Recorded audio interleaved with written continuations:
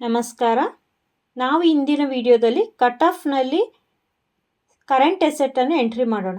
ನಾವು ಈ ಸ್ಕ್ರೀನ್ನಲ್ಲಿ current asset, fixed assets, equity, liability, income and ಎಕ್ಸ್ಪೆಂಡಿಚರನ್ನು ಕಾಣ್ತಾ ಇದ್ದೇವೆ. ಇವುಗಳನ್ನು ನಾವು ಎಂಟ್ರಿ ಮಾಡಬೇಕು. ಈಗ ಇಲ್ಲಿ ಒಕ್ಕೂಟದ ಎಲ್ಲ ಕರೆಂಟ್ ಅಸೆಟ್ಗಳು ಅಂದರೆ ಒಕ್ಕೂಟದ ಪ್ರಸ್ತುತ ಸ್ವತ್ತುಗಳನ್ನು ಒಂದೊಂದಾಗಿ ಇಲ್ಲಿ ನಾವು ಎಂಟ್ರಿ ಮಾಡಬೇಕು. ಇಲ್ಲಿ infrastructure fund for CMTC, advances to member SHG, advances to VO, ಇಲ್ಲಿ ಎರಡು ಆಪ್ಷನ್ಗಳನ್ನು ಕೊಡಲಾಗಿದೆ. ಒಕ್ಕೂಟದಲ್ಲಿ ಮೆಂಬರ್ SHGಗಳಿದ್ದರೆ ಅವುಗಳ ಕರೆಂಟ್ ಅಸೆಟನ್ನು ನಾವು ಇಲ್ಲಿ ಎಂಟ್ರಿ ಮಾಡಬೇಕು. ಹಾಗೆಯೇ ವಿವೋಗಳ ಅಸೆಟನ್ನು ಕೂಡ ಎರಡು ಆಪ್ಷನ್ಗಳನ್ನು ನೀಡಲಾಗಿದೆ. ಎರಡರಲ್ಲೂ ಒಂದೇ ತರಹದ ಡ್ರಾಪ್ ಡೌನ್ಗಳನ್ನು ನಾವು ಕಾಣ್ತಾ ಇದ್ದೇವೆ. ಇಲ್ಲಿ ಅಡ್ವಾನ್ಸಸ್ ಟು ಮೆಂಬರ್ SHGಯಲ್ಲಿ institution building fund, other advances training and capacity building fund, ಹಾಗೆ ವಿವೋದಲ್ಲಿಯೂ ಎಂಟ್ರಿ ಮಾಡಬೇಕು. ಎಲ್ಲಕ್ಕಿಂತ ಮುಖ್ಯವಾಗಿ ಇಲ್ಲಿ ನಾವು ಬ್ಯಾಂಕ್ ಬ್ಯಾಲೆನ್ಸನ್ನು ಎಂಟ್ರಿ ಮಾಡಬೇಕು. ಬ್ಯಾಂಕ್ ಮೇಲೆ ಬಟನ್ ಕ್ಲಿಕ್ ಮಾಡಿ ಅಕೌಂಟ್ನಲ್ಲಿ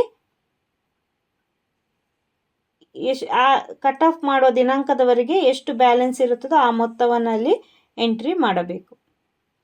ನಂತರ ಡೇಟ್ ಆಫ್ ಬ್ಯಾಲೆನ್ಸ್ನಲ್ಲಿ ಮಾರ್ಚ್ 31, 2024 ಆಯ್ಕೆ ಮಾಡೋಣ. ಇದು ನಮ್ಮ ಕಟ್ ಆಫ್ ಮೀಟಿಂಗ್ ದಿನಾಂಕ ಆಗಿದೆ. ಸೇವ್ ಮೇಲೆ ಕ್ಲಿಕ್ ಮಾಡಿದಾಗ ಡಾಟಾ ಸಬ್ಮಿಟ್ ಆಗುತ್ತೆ.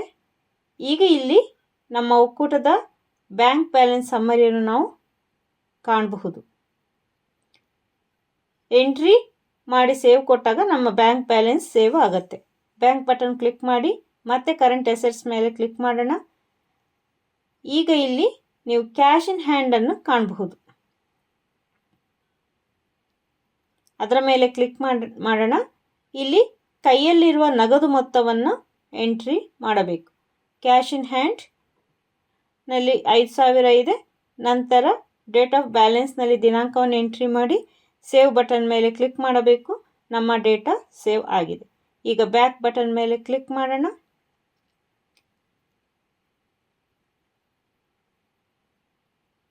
ನಮ್ಮ ಡಾಟಾ ಸೇವ್ ಆಗಿದೆ.